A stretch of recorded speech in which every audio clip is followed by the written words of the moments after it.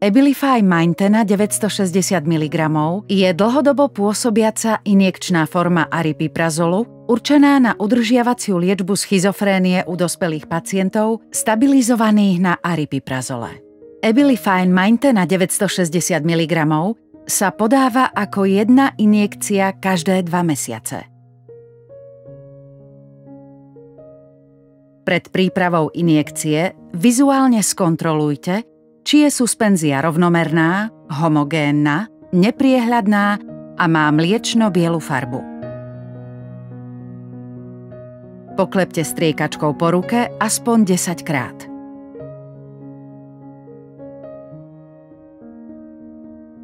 Injekčnú striekačku intenzívne pretrepávajte najmenej 10 sekúnd. Suspenzia by mala byť po pretrepaní redšia a menej viskózna. Výber ihly závisí od typu tela pacienta. Otočte a stiahnite uzáver hrotu predplnenej injekčnej striekačky. Počas držania základne ihly sa zatlačením uistite, že je ihla pevne usadená na bezpečnostnom uzávere.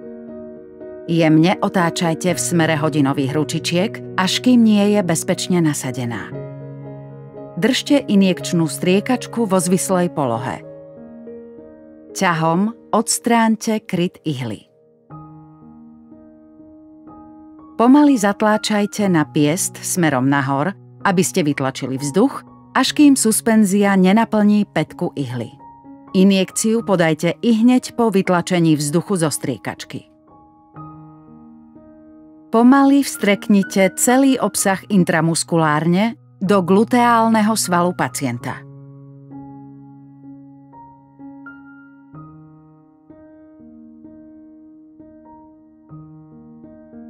Nepodávajte žiadnym iným spôsobom. Miesto vpichu nemasírujte. Nezabudnite striedať miesta vpichov medzi oboma gluteálnymi svalmi. Sledujte príznaky a symptómy neúmyselného intravenózneho podania. Ak začínate s dvojinjekčným zahájením liečby, podávajte Abilify Maintena 960 mg ako gluteálnu injekciu a Abilify Maintena 400 ako deltovú injekciu alebo do iného gluteálneho svalu.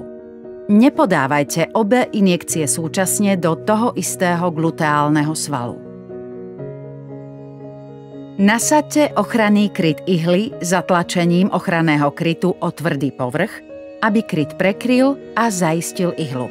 Použitú injekčnú striekačku a nepoužitú ihlu okamžite zlikvidujte v schválenej nádobe na ostré predmety.